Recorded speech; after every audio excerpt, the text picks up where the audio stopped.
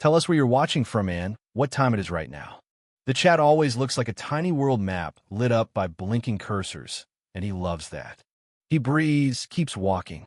Jalen Freeman jogs the shortcut home after practice, earbud case tapping his pocket like a metronome.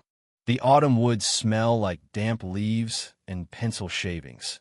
Even the squirrels look like they're carrying tiny clipboards. He texts his mom, "Be home in 20, and grins at the thought of leftovers that taste better the second day. The way pizza becomes philosopher-level wise overnight. Wind shivers the oaks. Then the path tightens like a throat clearing. He hears a twig snap. Just a rabbit. He tells himself, though, rabbits never whisper. Another snap, closer. 3 figures step from the trees. Chase Boyd, Colton Mellon, Tanner Lattimore. Sons of the men whose handshakes come with invisible contracts. Their smiles are wrong, like stickers slapped on crooked. Jalen feels the rule his dad once said trust, the first hair-raising feeling standing up along his spine. He squares his feet like coach shows for the 400 start. "I don't want trouble," he says. Trouble laughs. It smells like cigarettes and cheap bravado. They circle him, voices coded in the old poison people pretend they forgot how to mix. A glint of metal, a hood, the triangle snapping shut. He tries to pivot too many bodies. Not enough space in the world, tilts into elbows and dirt. Duct tape rasps like a zipper on the dark. In the truck bed, sky and branches wheel above him. A carousel built by hands that think cruelty is a rite of passage. They haul him to a clearing. Boots thud. Words burn sharper than bruises. A crude cross catches flame. He stares because they force him to stare. His ribs hurt. His faith in fair play hurts worse. When they're gone, the woods remember to breathe. He crawls. Bark bites his palms. Breath comes in thin quarters, like coins shaken from a broken vending machine. Far off, a road hums civilization pretending not to notice. He drags himself that way, jaw set. People say time heals, but right now time just stretches like bad taffy. Headlights bloom. The neighbor mister. R.S. kneels, voice breaking into prayer and practical action at once. Sirens. Hands at help. Hospital lights too bright to be kind. His mom's tears are warm. A camera cliques. A doctor notes contusions, which is Latin for "this will change your life." Quirky tidbit. Medieval barbers once pulled teeth and cut hairdo services no one should combine. Historians still argue whether this town's name comes from a creek bend or a family that owned everyone's fear. Tonight, the name tastes like iron. He sleeps with the steady beep of machines, counting what refuses to quit. His pulse, his grit, his place in the lane. Morning slides over Mason County like a stamp pad. Caleb Freeman back home. Boots quiet steps into the Lucky Star diner and orders coffee he won't drink. He listens.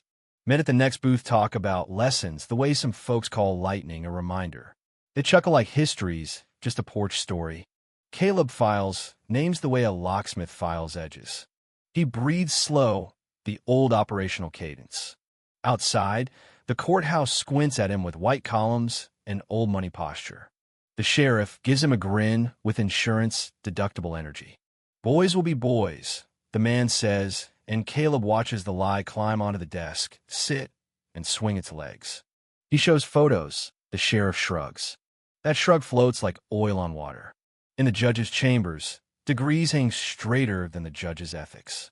Careful with accusations, the man says, every syllable wrapped in entitlement.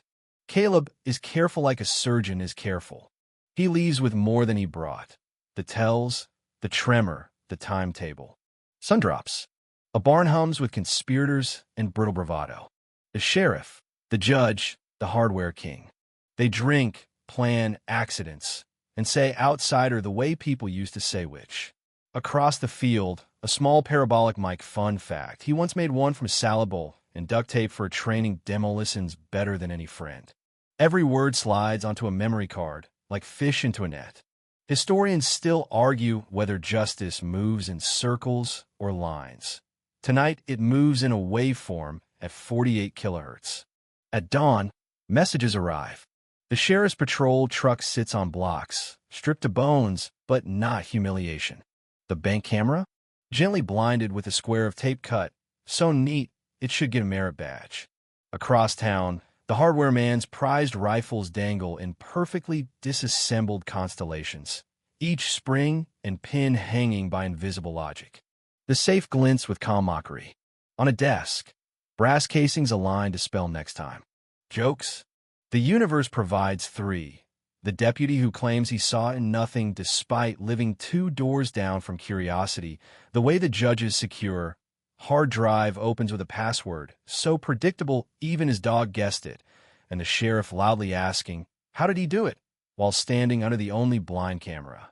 Phones buzz. An envelope appears on a judge's immaculate desk. Sunrise clear photos from the attack, and a dossier that reads like a ghost took minutes at every rig hearing. A screen blinks. We didn't listen the first time. It delights Caleb to use only 6 words. Folks in power underestimate short sentences. Quirky tidbit. The inventor of the modern sticky note wanted stronger gloops. The town story, long told by the men with keys, finds a new narrator. A recorder, a notebook, a calm father who doesn't shout because precise pressure whispers louder. By evening, he sits with the judge over coffee that doesn't need sugar. He offers a narrow bridge: confession, apology, change. The man reaches for a drawer. Caleb's hands move the way rivers do inevitable. A chair, some tape, a mirror. It's not about pain. It's about pausing a machine that runs on excuses. Until tomorrow morning, Caleb says, and leaves the house smelling faintly of panic and Colombian roast. The sheriff chooses the woods because bullies always retreat to their origin story. He lifts a rifle. It clicks like a pen that's out of ink.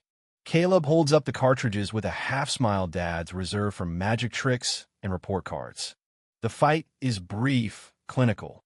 The badge breaks under a boot, and the forest breathes out a lesson. Authority without honor is just metal. Historians still argue whether humiliation or consequence reforms a man faster. The sheriff learns the slow way, tied to a pine with time to think. Joke 1. His report later claims tripped on vines, a plant native to embarrassment. Joke 2. A deputy writes it up as weather-related. Indoors. Joke 3. The hardware store's top-tier security system, password, is top security. Night. 3 boys in masks kick in the Freeman door and meet a student of leverage. Jalen remembers stance, breath, simplicity, elbow at the hinge, step offline, redirect. Bones don't care who your daddy is. 2 flee sobbing. 1 meets the wall and his reflection. Deputies arrive with the script already printed.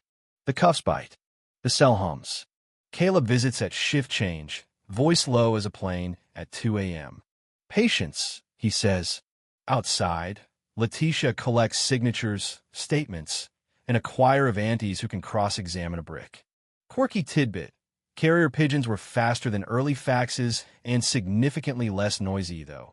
To be fair, faxes never pooped on mayors. Morning gathers like a marching band tuning. The mayor steps from his SUV, sweat collecting quorum on his brow. Letitia hands him a manila envelope heavy with receipts the town, thought time erased. Simple, Caleb says. Drop the charges. Release my son. Phones perform their tiny symphony. By 9:15, a door unlocks. Jalen walks out taller than his bruises, a memory he will carry like a metal sewn to the inside of his jacket. The news crawls under doors. The judge takes medical leave. The sheriff discovers the healing powers of silence. A for sale sign appears in a hardware window that used to reflect certainty. In the community center gym, Jalen demonstrates stance to kids who will need it less if the town stays changed. You're not trying to hurt anyone, he tells them. You're making room for your future. In the back, Caleb watches, hands in pockets, the rare smile that means mission parameters met. Remember that crocodile dung sunscreen from Section 1? Turns out people smear all kinds of nonsense on themselves to feel protected. Today, this town chooses something better: truth, due process, neighbors who step closer instead of away. Evening comes on like a gentle hand over a lamp, and Mason County softens at the edges. Porch lights bloom, traffic thins, and the diner's grill hisses a lullaby of butter and onions. He sits with his family, the table a small shore where the day's storms break and fade. Words stretch into longer shapes, less sharp, more human. Jalen's breath slows. The ache in his ribs becomes a reminder rather than a threat. Outside, the oaks hold their silhouettes like old stories, steadfast, familiar still. Somewhere a screen door closes without hurry. Somewhere a dog settles. Somewhere a boy practices that simple stance in a mirror, not to invite a fight, but to meet the world with a steadier spine. The town exhales. It is not transformed by fireworks or declarations, only by little decisions that lean toward light. A deputy who writes what he really saw, a neighbor who opens her curtains when voices rise, a judge's nameplate moved into a drawer and left there. The tape on the sheriff's truck cameras is gone. The cameras stay on. The gym's mats smell faintly of cleaner and hope. Historians will argue, as they always do, whether change arrives with a gavel or a whisper. Tonight it sounds like a mother rinsing a cup in warm water and setting it quietly to dry. Jalen drifts, not asleep yet, carried by a feeling he can name now safety, without shrinking. Caleb steps onto the porch, lets the air cool his lungs, and watches the street curve away like a promise he intends to keep. No need for grand endings, no need for vengeance dressed as virtue. Just the softer vow almost no one hears, to be present tomorrow and tomorrow after that, until the habits of harm grow tired and wander off. Streetlights hum. Crickets keep time. The house breathes. And the night, at last, decides to be kind.